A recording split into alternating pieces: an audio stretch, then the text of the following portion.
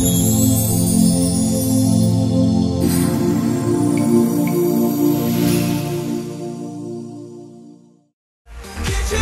everyone. Thank you all for being here. As mentioned, my name is Isaac Jr. Olowolafe. Today, I have the privilege and honor to talk to you about a dream that I had over a decade ago. As a little kid, I had a dream, an image and a thought, a sensation in my mind, and that dream has translated into businesses and organizations across the city and across the globe. But before I talk about my dream, by raise of hand, how many people has ever had a dream? How many people has ever had an idea or a thought? So to lay the foundation of what I'm talking about, I'll define a dream. I've already said the definition. A dream in the Western dictionary is defined as an image or a thought or a sensation that occurs in the mind while you sleep. So what that means is that if you don't have an image and if you don't have a thought, you can't complain if you didn't achieve that dream. If you have a dream that you're trying to achieve in your life for yourself or your family, all that's missing is that thought. All that's missing is that image in your head. And from that image in your head, you translate it into steps.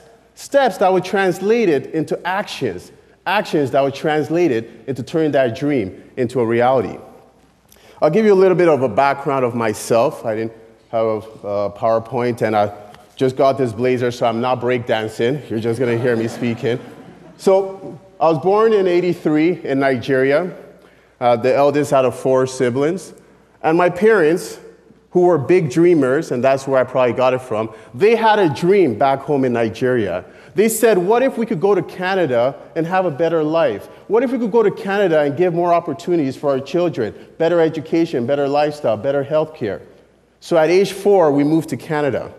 When we moved to Canada, we stayed at Jane and Finch for a couple of years, and throughout elementary, we were at Jane and Finch and other parts of Toronto. And that's where I learned my first lesson.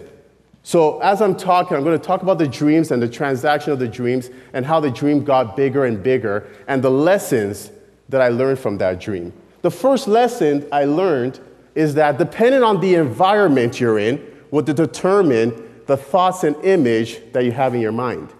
Growing up in elementary school in Toronto, in Jane and Finch, and Margrove and Albion, the thoughts and images I had is whether I was going to sell weed on the street or whether I was going to party and chase as many girls as possible. Those were the thoughts and images, or whether I was going to run track and hopefully that takes me out of the hood, or shoot a basketball. Why? Because those were the thoughts and images and dreams that my teachers also told me because of the stereotype at that time.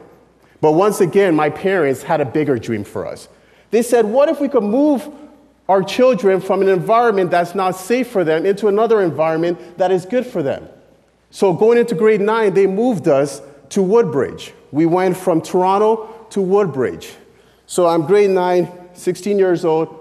It was me and my brothers and sisters, the only black students at Holy Cross Academy.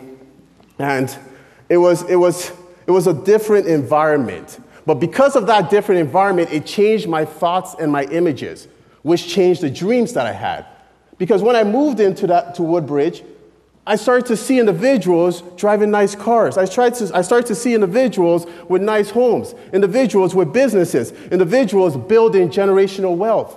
I didn't see that where I was in Jane and Finch and Margrove and Albion. So right there at 16 and 17, I told myself that by the time I'm 30, I envision myself driving around in that Benz. I envision myself owning multiple properties. I envision myself owning a business. I envision myself building generational wealth for myself and my community. It was because of that environment switch. Now, lesson number 2. Right off the bat, because of the stereotype happening during that time, individuals said, oh, nice image, nice thought, nice dream. That's not happening. Look at where you're coming from. How much money does your family have? That's not happening. So lesson number 2, no matter how small or big your dream is, don't let anybody stop you from happening. Don't let anybody stop you from pushing towards it. Because I said, you know what? That's fine. That's encouragement for me. So when I got into University of Toronto my first year, I started living my dream. I started owning my first and second property. And I launched the first company, Dreammaker Realty. So now at age 21, 22, I said, okay, I have the properties, I have the company started, but for it to go to another level, I need funding. So as a 21, 22-year-old, I did what most people did. I ran to mommy and daddy. I said, could you guys give me some money to fund this? They said, son, we've already paid for your tuition at U of T. So all you have to do is go there, get your 4.0, and get your job, and we will love you. I went out that day out of the room, and I was a little bit discouraged. I'm like, these are my parents who are big dreamers. Why are they telling me to just settle for a 4.0 at economics, as much as I love that? But I'm like, I can't just settle for that. So I did what anybody else would do, and that's lesson number 3.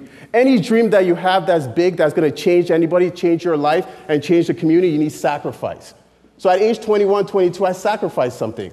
I sacrificed my sleep, and Mike knows what I'm talking about, because I was working midnight shift at UPS from 12 midnight to 4, 5 o'clock in the morning, lifting boxes, throwing it on to get $12 an hour and tuition reimbursement, and get ready for school at 9 o'clock in the morning. Not because I had to pay tuition, but because I had a dream I had to fund. So by age 22, 23, now I had more properties. Now individuals were noticing me. And that dream kept on getting bigger and bigger. But I told myself I need to add another layer to that dream. Growing up in Woodbridge and seeing how generational wealth has helped the community of Italians, I said, how can we incorporate that into the black community? That's not really incorporated right now. So I said, we're going to add building wealth into our company. It was just an investment company. Now, by 24, that's when it was a downtime for me. Because being 24, being in an industry that's mostly dominated by the Italians, by the Jewish, by the Chinese, I was a young little kid trying to get into this industry.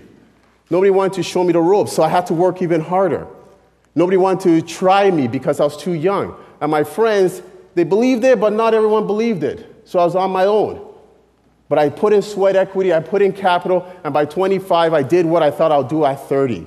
I launched Dreammaker Realty as a real estate brokerage firm and was the youngest in the GTA to have a brokerage firm. It was just me and my dad, but I was happy. I said, okay, the dream is here, but we got to keep on dreaming.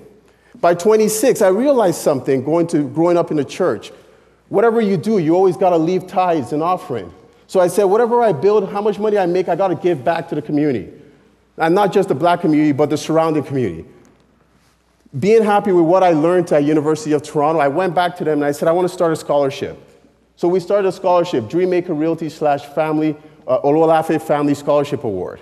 By starting that scholarship, it made me the youngest to ever start a scholarship at the University of Toronto. We added another layer to the company, and the dream that I had a decade ago kept on getting bigger and bigger.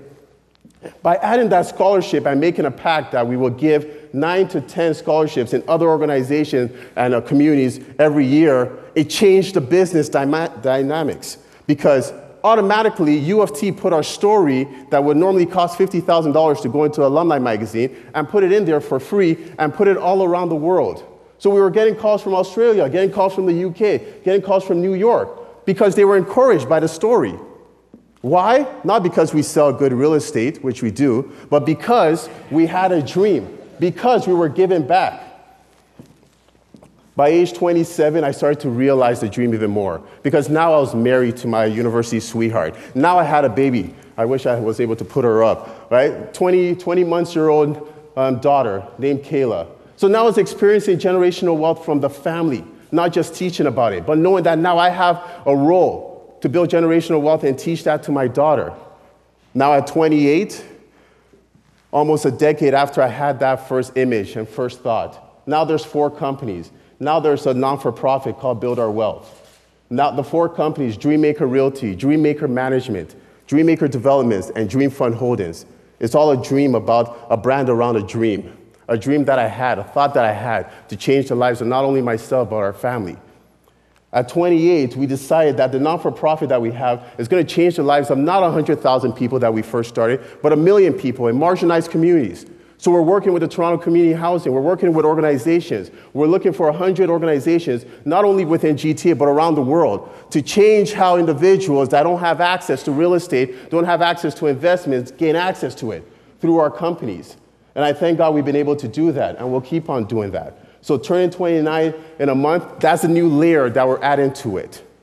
So ladies and gentlemen, I stand here today not as an individual that's an entrepreneur, not as an individual that does a lot of real estate, not an individual that has $500 million worth of investments, but an individual that had a thought an individual that had an image, and that thought, that image was so large that regardless of what anybody told me 10 years ago, is a business that we're doing with politicians, business leaders, doctors, lawyers, locally and internationally. Ladies and gentlemen, I hope each and every one of you walk out of here with a thought, with an image. Dream big and let God do the rest. Thank you very much.